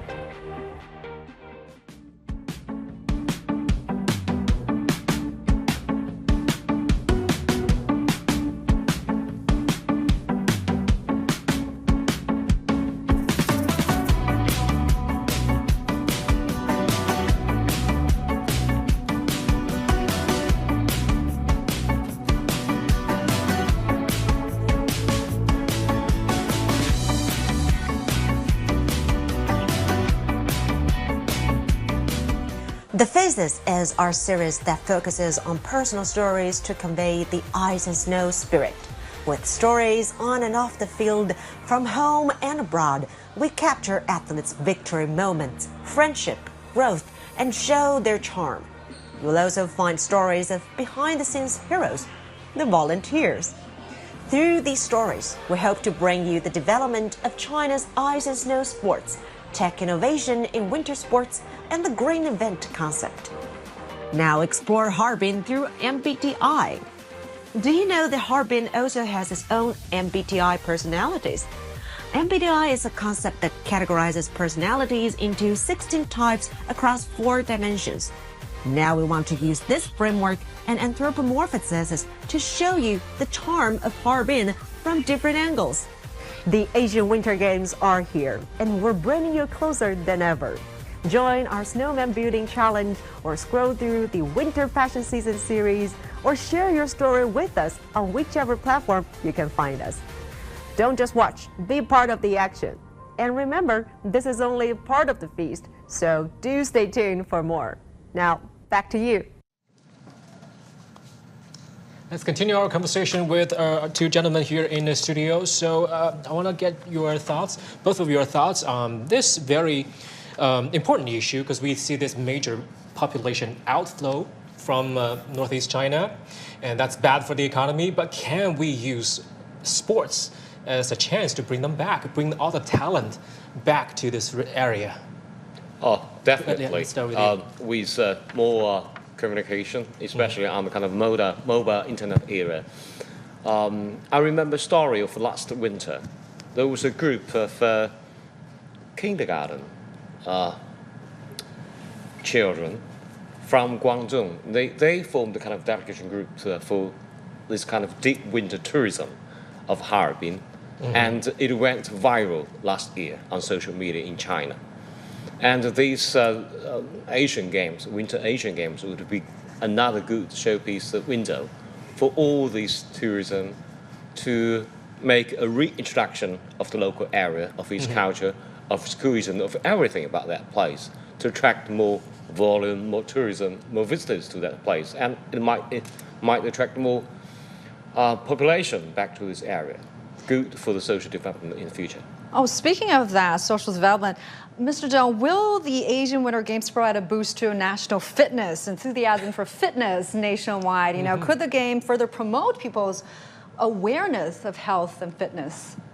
Absolutely, both summer and winter sports can function like that. But when it comes to people, particularly who used to dwell in northeastern China, including Heilongjiang province, I think when we talk about the potential return of some of the demographic loss suffered by the provinces down the road in the future, I think that would mean more jobs to be created by sports or related businesses or industries, if you like. Well, we will see what happens, because when you want to spread the idea of training some winter sports, I think people from northeastern China, they have the expertise to go even further away from home, to lend their experience to other people, and also create jobs for themselves. And that really benefit the cause or the desire by their home provinces to attract them back? We will see, but if we can attract some people not indigenously from northeastern China, from other places, or even from other countries, that's possible, because winter sports involving high speed will definitely create the chances for therapeutic treatments, professionals, which is in huge demand in China, not only for winter sports, but for summer sports as well. But winter sports in particular, when you have thousands or even millions of people practicing skiing and skating, and absolutely you need more medical service, professional service. If you create maybe new industries. Yeah, that's a great opportunity for people from developed world to find opportunities here, find jobs here. A good chance for China's medical infrastructure. Such a great demand that local talents cannot meet the demand. I think, in that's the future, definitely good news there. Thank you so much. That's the growth of the entire, you call industry, I call business, for winter sports. Thank you so much for your insights, Mr. Dong and Mr. Yan. And with that, coming to the end of our special coverage of the opening ceremony of the 9th Asian Winter Games, and CGTN will continue bringing you the latest, so stay tuned. We now want to leave you with stunning views of the Harbin Ice and Snow World in Heilongjiang province. I'm Li Qiuyuan. I'm Xia Cheng. Thanks for being with us. I'll see you next time. Bye-bye. Bye.